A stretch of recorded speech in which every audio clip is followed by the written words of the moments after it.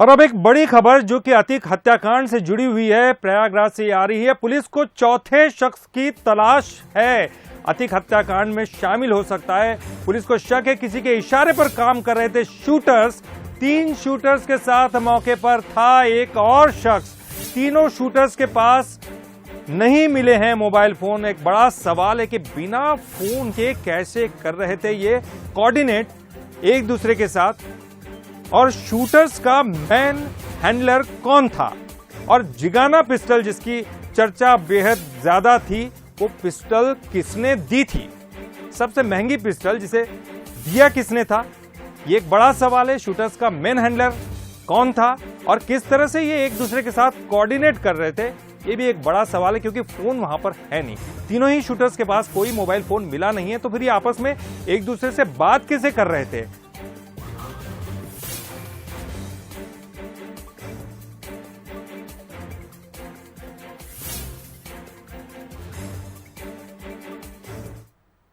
और हमारे विशेष संवाददाता आलोक राय हमारे साथ इस वक्त जुड़ गए हैं। हम सीधे उनसे चर्चा करेंगे। आलोक जी, सबसे पहले ये बताइए कि आखिरकार क्या कुछ इस बारे में जानकारी मिल रही है, क्योंकि एक बहुत बड़ी घटना है।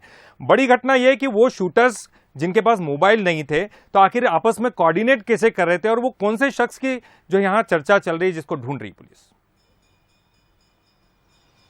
देखिए ललित, बिल्कुल जो है इस जो घटनाक्रम है इसमें जो है तमाम जो है चर्चाएं हैं। खुद पुलिस भी बहुत उलझी हुई है, क्योंकि जो घटनाक्रम है उस तरह जिसमें उसमें 3 लोग सामने आते हैं और अतीक अशरफ को गोली मारते हैं जब उसको मेडिकल चेकअप के लिए ले जाया जा रहा था 15 तारीख को।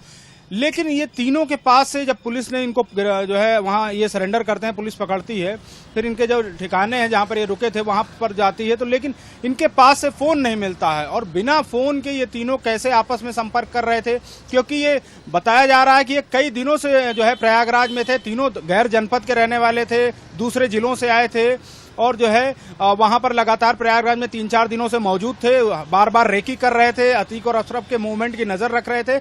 लेकिन पुलिस को तलाश उस शख्स की है जो इनकी मदद कर रहा था, और कोई न कोई है जो पर्दे के पीछे से जो है इनकी मदद कर रहा था, इनको डायरेक्शंस दे रहा था, इनको सारी चीजें बता रहा था।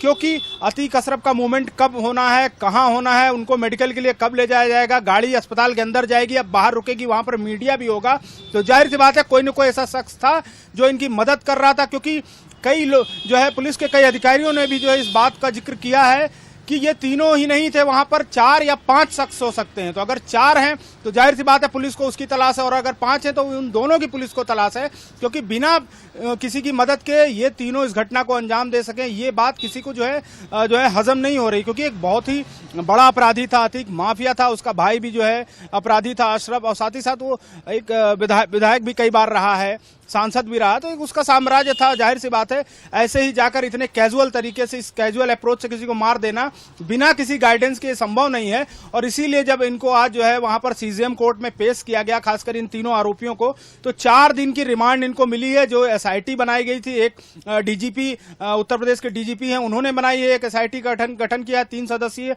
साथ ही साथ जो प्रयागराज पुलिस कमिश्नर है रमेश शर्मा, उन्होंने 3 सदस्यों की एक एसआईटी बनाई है। तो एसआईटी अब पूछताछ करेगी, और एसआईटी हर एंगल के बारे में जानकारी जुटाएगी, हर बिंदु पर पूछताछ करेगी, क्योंकि बहुत सारे एंगल हैं। किसने इनको जो है जिगाना जैसी जो है विदेशी पिस्टल मुहैया कराई, जो भारत में प्रतिबंधित है, महंगी है।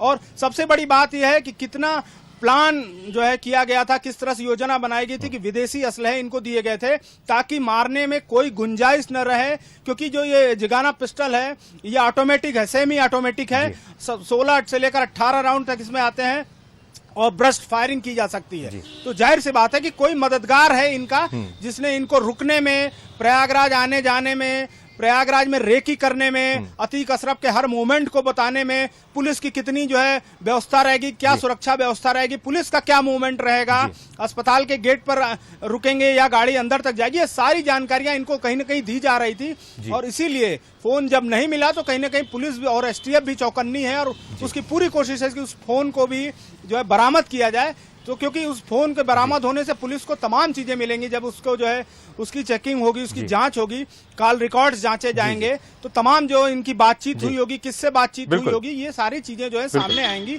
और इसीलिए रिमांड पर जो है एसआईटी लगातार अब पूछताछ कर रही है। जाहिर है पुलिस के सामने एक बड़ी चुनौती है आलोक जी, पुलिस के सामने ये चुनौती है कि वो मोबाइल ढूंढा जाए। मोबाइल ढूंढने के बाद अगर उनको इस बारे में, इस घटना के बारे में सारी जानकारी मिलेगी, हैंडलर कौन था मेन जो ये इनको निर्देशित कर रहा था। बहुत बहुत शुक्रिया इस पूरी जानकारी के लिए आपका।